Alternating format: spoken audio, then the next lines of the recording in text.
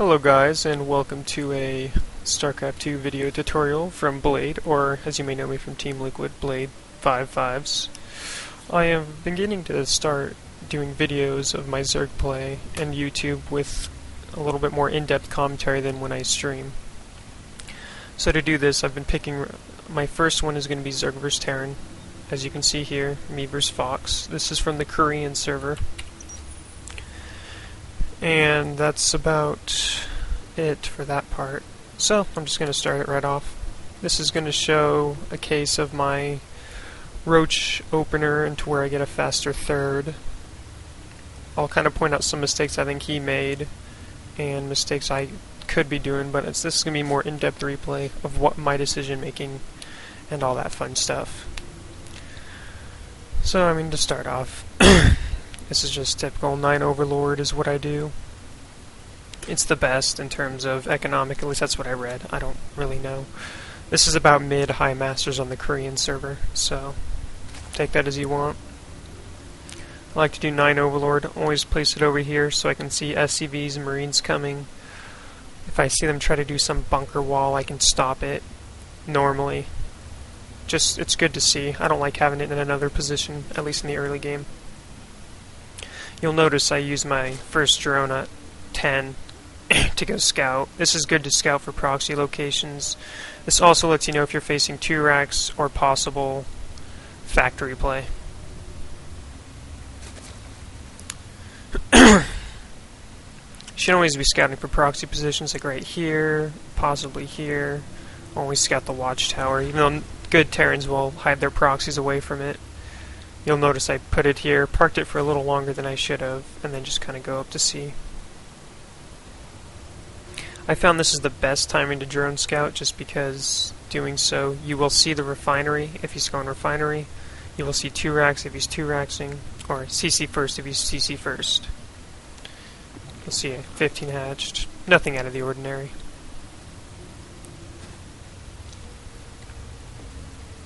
You'll notice I droned to 16 and didn't place my spawning pool immediately. I scouted this gas, which means he's not doing pressure. The most pressure he can do is 2 Marine bunker pressure, which you can easily hold off. So you can delay the spawning pool to 16, no problem. There's nothing he can do to punish it. And you'll notice I just put the drone over here. It's just good to see, so I can prepare. If he sends a couple Marines over, I can prepare for it.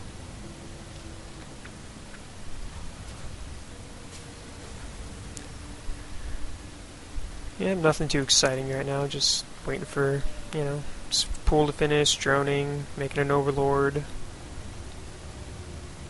He's scouting. He's doing typical play, reactor hellion.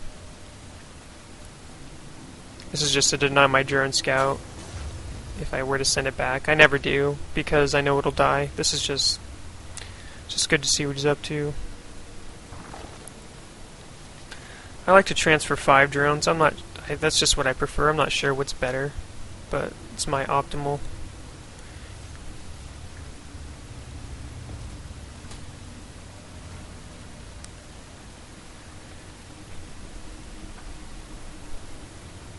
Now on this map I tend to make, I believe on this one it should be, I make 3 queens and then I make my roach warren.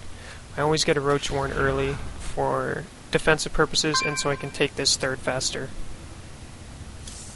It's always better to be able to do that, because thirds are very important nowadays, especially with the way greed is gone for Terrans. And as you'll see, immediately started my third gas. I don't like the 4 queen, I don't know why. I just prefer just 1 extra queen, and then getting my roach warren with my next 150 minerals.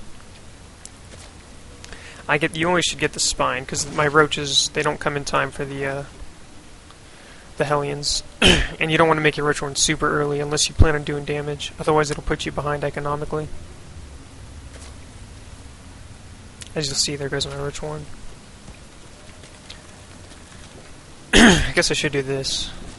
I don't know what the best to put up here is in terms of that. But you'll see, typical play, bunker, good to do, especially with the popularity of roaches, even though I've been doing roaches since the beta.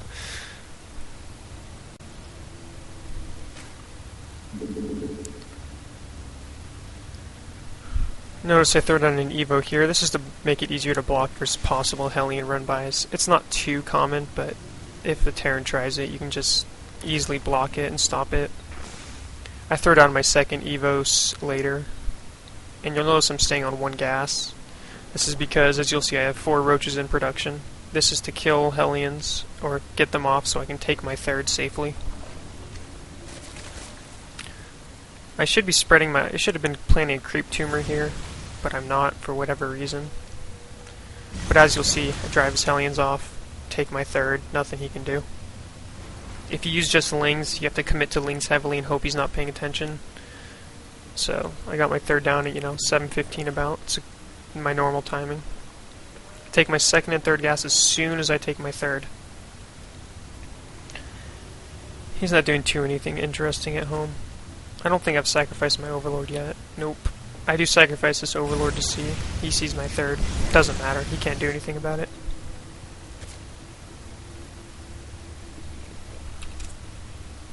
I'm ahead about 11 workers, 13. That's about what you should be at. And I send a roach to the watchtower always, because you never know if they're all inning. He could be doing hellion marauder. And with watchtower control, I will see that coming a mile away and be able to prepare with more roaches. Obviously, he's not, but just something to look out for. And as you'll notice, I'm sacrificing my Overlord. This should have been done at about 7 probably, when I saw he took his expand, but this worked out just fine. I saw no third CC, so I knew what he was kind of up to. When you see this, you should expect a 2-base timing or possible drop play. That's the normal thing you'll see.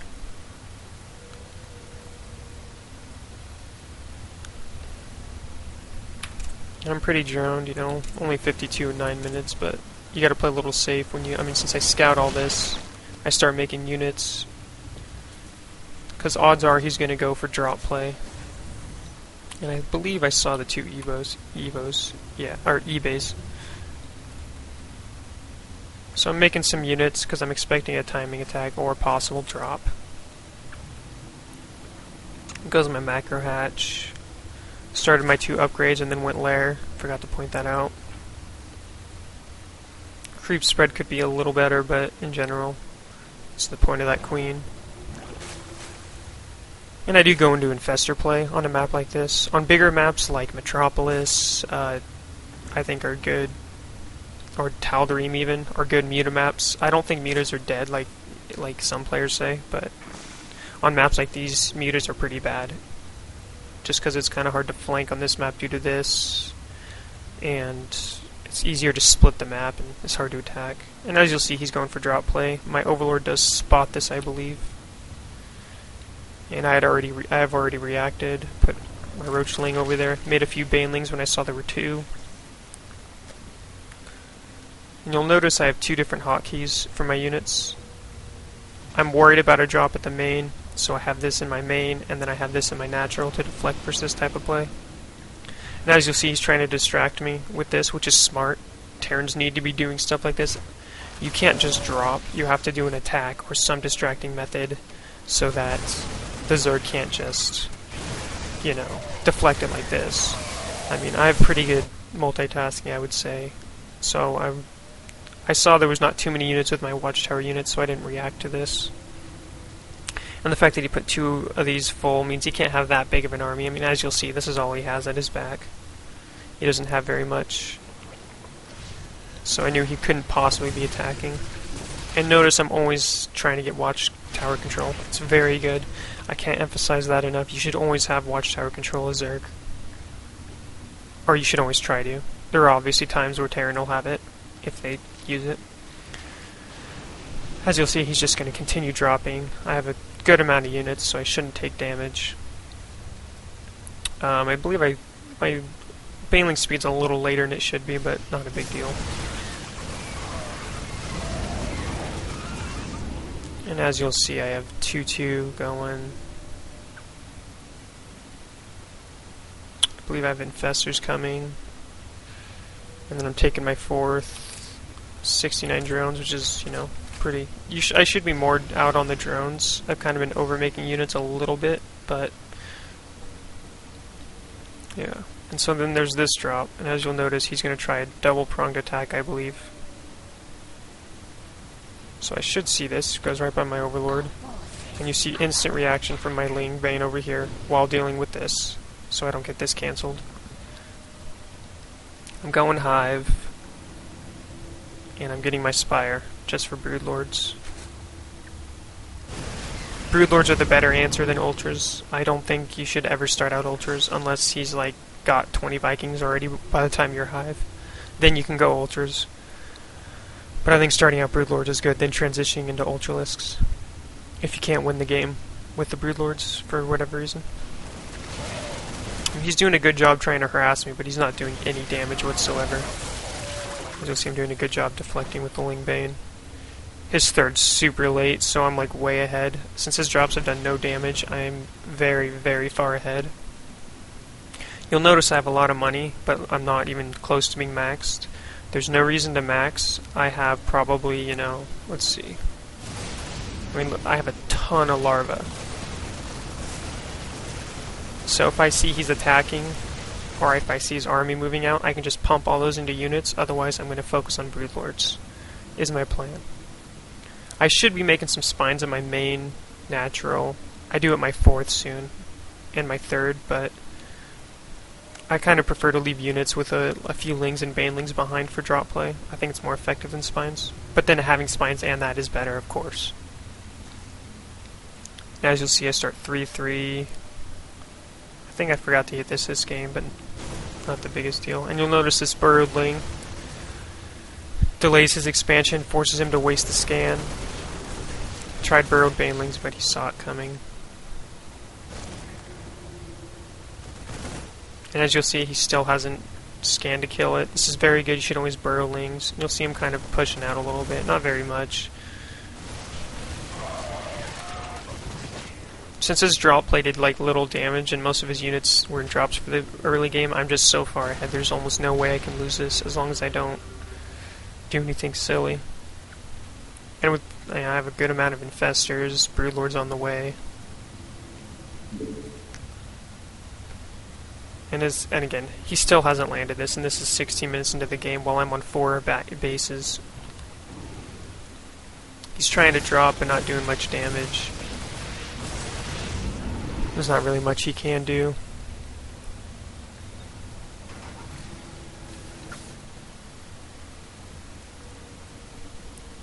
Make some more drones, got my Broodlords coming, and he attacks, but it's too late. By this time I have 6 Broodlords, and with Infestor support I'm going to easily deflect this.